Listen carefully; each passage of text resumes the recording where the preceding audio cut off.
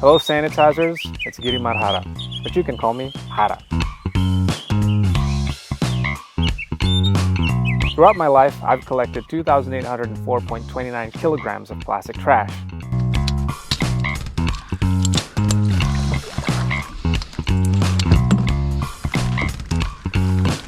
Why, might you ask?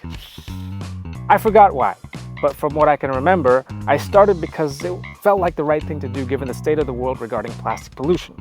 However, now, I just can't stop doing it because the act itself has ingrained itself into my DNA as part of my identity and my source of meaning in life.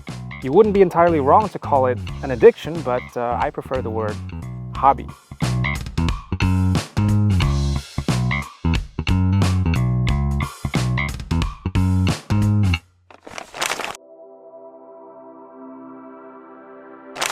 I believe that moving forward, we should switch to much more sustainable practices when it comes to doing business, because the reality is the way we do things right now is very wasteful. But I also don't believe that it's ever possible to create a world where there's no waste. Waste is an inevitable part of production. It's the laws of thermodynamics. Energy cannot disappear. It has to go somewhere.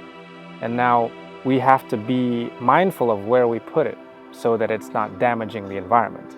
What I'm doing by cleaning up is I'm correcting where people went wrong. Trash comes in, like virgin plastics come into the market and people use it. They don't know how to dispose it, so they just leave it outside and it just becomes pollution.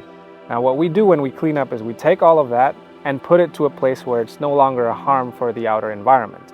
That's the essence of cleanup. But cleanup doesn't really solve the issue of this having no value.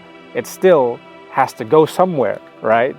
And that's why people who do cleanup have to work together with people who do recycling, people who do waste management, people who specialize in making sure that this energy becomes something that's worth something so that it doesn't destroy the environment. What I'm doing by cleaning up is I'm just safeguarding nature from plastics.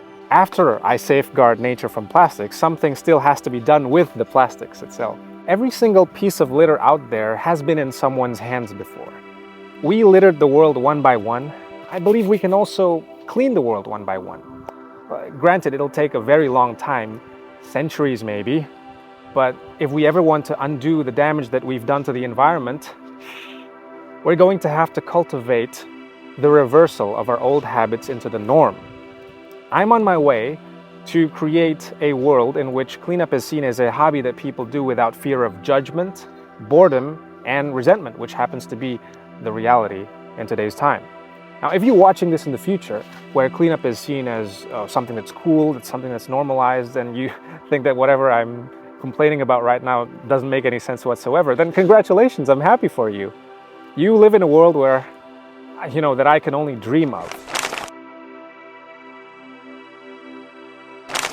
Okay, talking about challenges, I am going to probably describe my moral compass when it comes to picking up trash.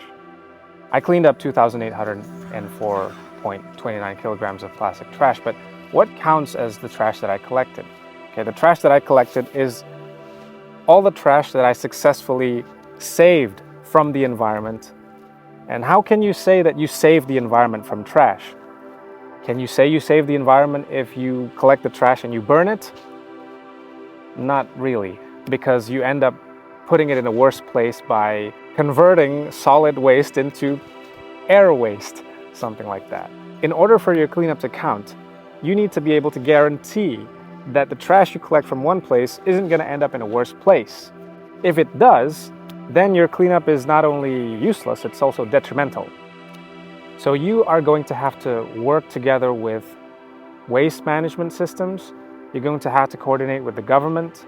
You're going to have to work with recycling people and just talk to them and make sure that what you do is in alignment with what they're doing, because there are people out there who are doing the exact same thing that you're doing, and there are people who are doing the rest of the job, and you got to talk to them. And the challenge is finding these people, because these people are difficult to find sometimes. So that for me is the biggest challenge, but once I do, I feel happy that I find them.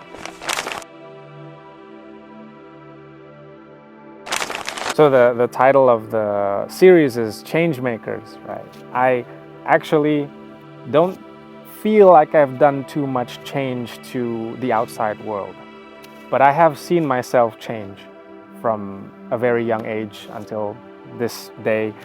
All the change that I can feel is within myself, and that's all that I can measure. That's all that I can control and maintain. And people have come to me and they said like, hey, I started cleaning up because of you. My brother says he's inspired by you and he starts working out because he sees lots of your videos while cleaning up trash. You also maintain your health. And I'm very honored to hear such stories, but I never aimed to do any of that. For me, the journey was just about becoming a better person, upgrading my skills, and influencing other people has never been on the top of my mind, but apparently it happens. And sometimes I want to tear up when I hear people say that they changed because of me, because I didn't intend to do that. I only intended to change myself, which I did. And so I would like to inspire other people out there that if you want to make change, just focus on what you can control. Focus on yourself. And once you realize that you should focus on changing yourself, you'd be surprised as to how much there is to change.